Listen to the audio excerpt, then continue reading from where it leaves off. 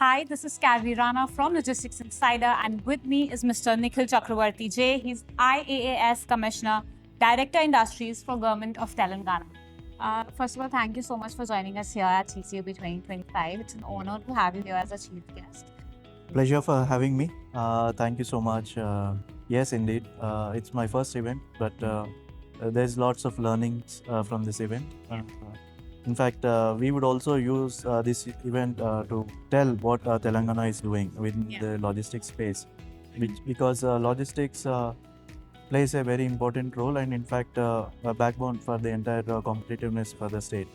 If you optimize the logistic costs, I believe the entire competitiveness of the industry, mainly exports, who are competing with the global powers, will be much greater. The competitiveness will be improved. So we are working on the entire master plan for optimized logistics planning. Yes, yeah. I was going to ask about the positioning of Telangana and it has a vantage point, but I think you've already covered it. So I want to move along. You mentioned while giving your inauguration address that the agri output in the state has doubled. Yes. However, the food processing has not, and this is the status that you shared for the past 2 years, which definitely highlights that there are some challenges that we're looking at. So, if you can highlight quickly what are these challenges and how is the government trying to improve on this and address these challenges? That's a very good question. As you mentioned, Telangana has grown multiple times with respect to agriculture produce, whether it's seeds, whether it is major luxury foods like mangoes and turmeric and other products which are being mainly exported. The main challenge is with respect to cold chain infrastructure. The present cold chain infrastructure capacities couldn't cater to the increased crops of the major agriculture produce. Even in fact, rice has also doubled its produce. In fact, major exporting commodities like mangoes, turmeric also have doubled. In fact, but the cold chains and logistics haven't kept up the pace. In fact, one of the other thing is on the lack of irradiation facilities in the state. Right now, all the exporters are utilizing the spaces of Karnataka and Maharashtra irradiation facilities. So I believe creation of irradiation facilities and enough logistics parks with cold chain infrastructure would definitely help us in creating more such food processing centers in Telangana, and thereby reduce the cost for exports also for our producers. Yeah. I also understand that the government of Telangana is looking into PPPs to enhance its logistics infrastructure. And during your address, you also mentioned about a potential partnership that we're going to see with the GMR Hyderabad airport. So if you can highlight a little on that, what are your expectations from that partnership? What are you looking forward to hear from that? No, there are multiple partners in the PPP process. I mean, with respect to irradiation facility, we have a partnership with GMR, because there are no irradiation facilities here, and GMR with its technology, with its advanced innovation already in the cargo space, they would give us enough advantage in creating the irradiation facility with optimized costs.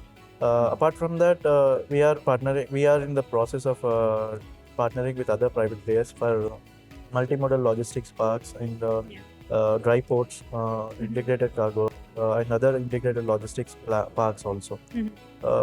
So it's all about the cost. If private sector is able to pump in the enough capital, the world-class logistic parks and infrastructure, we would like to definitely partner, provided they get the world-class technology, world-class innovation also, apart from the capital. So as the private has that edge over us, so we would like to partner with them. Whether it's MMLP or ICDs or ILPs, we'll be pro in involving public-private partnerships in that. Yeah. So, sir, as you mentioned about cost, there is another aspect that we need to look into. It has become a necessity, which is sustainability. While developing all these logistics infrastructure, how is the government also balancing it with sustainability? If you could quickly comment on that. As we have already told, cold chain involves much of the refrigerants. So whatever refrigerants that will be utilized will be compliant to international norms, which doesn't affect the ozone layers, which were previously the previous refrigerants used were highly impacting the atmosphere. Yeah. I think the new technology, new innovation has created such products which doesn't affect the environment. We would like to utilize the latest technology in that in usage of refrigerants, and also utilizing more EVs in the commercial fleet, in the logistics operations, and also solar powered logistics spaces, all the logistics parks. If they derive their power through solar, we would be happy to give more impetus to such technologies and such partners. Yeah. So that way we would make it more sustainable also. Yeah. Well, that's great to hear because the industry together is looking at, building new technologies and developments through sustainable and government taking an initiative definitely boosts and encourages the industry as well. I want to end this interview by asking you about CCUB 2025. What do you think events like CCUB 2025 brings for the industry as a whole? Events like that are a major ways in which the partners would know, all the stakeholders would know the new technologies that have come up in the space. Yeah. Especially, I've seen few of the companies from Switzerland, Sweden, and other European nations who have come and displayed their new innovative products.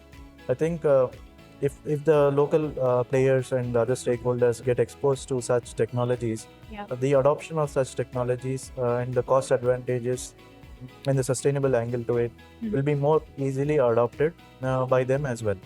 So it's more on awareness creation and also the knowledge partnerships, and also if not in creating more manufacturing for such products also inside in the Telangana state. So events like these are a big shot in the arm, in fact, to push such innovations in the state and push such marketing in the state and adoption of technologies in the state. So this is a big event. In fact, we would like to partner with such events in future as well. Yeah. Well, thank you so much, Nikhil sir, for taking out your time, giving us this bite, and it was lovely having you here. Thank you for joining us. Thank you for having me. Thank you so much. Thank you.